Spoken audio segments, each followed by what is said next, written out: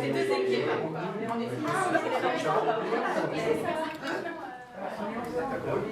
Médicales, on les retrouve souvent pour des personnes qui sont atteintes de diabète, d'Alzheimer ou d'épilepsie. Les premiers secours en santé mentale, c'est l'équivalent des gestes de premier secours, mais appliqué au champ de la santé mentale. C'est le soutien initial qu'on peut apporter à une personne qui développe un problème de santé mentale, un trouble psychique ou qui traverse une crise en santé mentale, comme par exemple une crise psychotique, une crise suicidaire, une attaque de panique.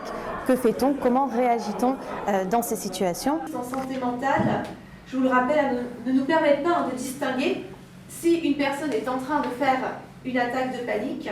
Seul le personnel médical peut dire s'il s'agit ou non d'une crise cardiaque. L'objectif des premiers secours en santé mentale, c'est d'acquérir une connaissance de base sur la santé mentale, sur les troubles psychiques les plus fréquents, faire reculer aussi la stigmatisation sur les troubles psychiques et puis avoir des outils concrets pour pouvoir réagir dans ces situations. Le nombre de personnes qui sont touchées par les troubles psychiques, qui sont amenées à connaître un trouble psychique au cours de leur vie, c'est une personne sur 4, donc c'est à peu près 13 millions de Français. Et ça m'a paru vraiment énorme. Dans le cadre de mon métier, déjà, je suis chargée de développer et de mettre à disposition du plus grand nombre de Français des outils de prévention des risques, et notamment en santé. Et la santé mentale, c'est un sujet de santé majeur, et on le voit notamment depuis le début de la pandémie et les 2 dernières années qu'on vient de passer.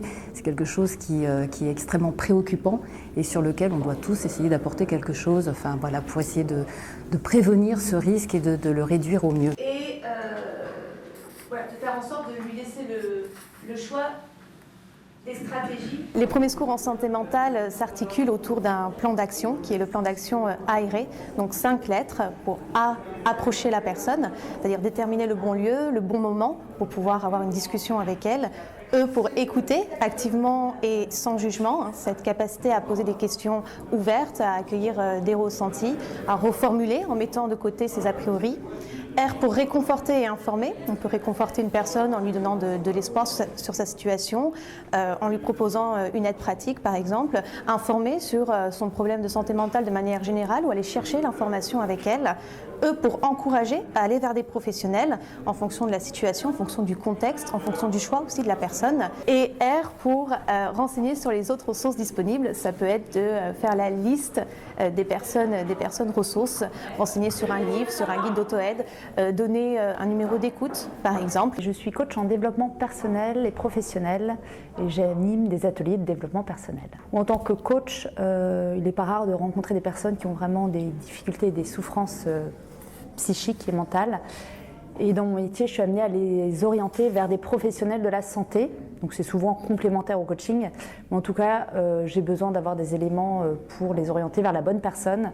Et grâce à cette formation de 2 jours, vraiment, j'ai les éléments clés pour savoir comment assister, faire les premiers secours et également orienter vers la bonne personne en cas de besoin. La compétence écouter activement et sans jugement, même si c'est une personne que vous ne connaissez pas. Vous voyez là par exemple, vous voyez une personne pleurer, donc vous allez pouvoir transposer effectivement ces compétences même à une personne que vous ne connaissez pas. Dans les situations qu'on voit nous en formation, il y a toujours un lien qui est créé a priori. Parce que si vous voulez, dans les gestes de premier secours, dans les premiers secours en santé mentale, on va pouvoir intervenir à différents moments. On n'intervient pas une seule fois. Peut-être qu'un geste de premier secours en santé mentale, ça va être d'une fois, on va donner une information, par exemple à un collègue qu'on sait, qu'on voit aller mal, on donne une information.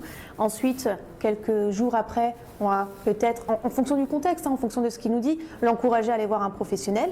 C'est possible aussi que la personne ne souhaite pas être aidée. Et ça, c'est important aussi de respecter, quand on n'est pas en situation de crise, quand on n'est pas en situation d'urgence, de respecter le choix de la personne à ne pas vouloir être aidée à l'instant T, tout en continuant à se montrer ouvert et disponible. Citez 5 symptômes ou signes de la dépression. Du fait que je sois amené à travailler avec beaucoup de coachs en développement personnel, j'ai trouvé que cette formation pouvait être complémentaire, ou en tout cas attenante, à des sujets desquels je suis amené à parler. Dans le cadre de ma profession.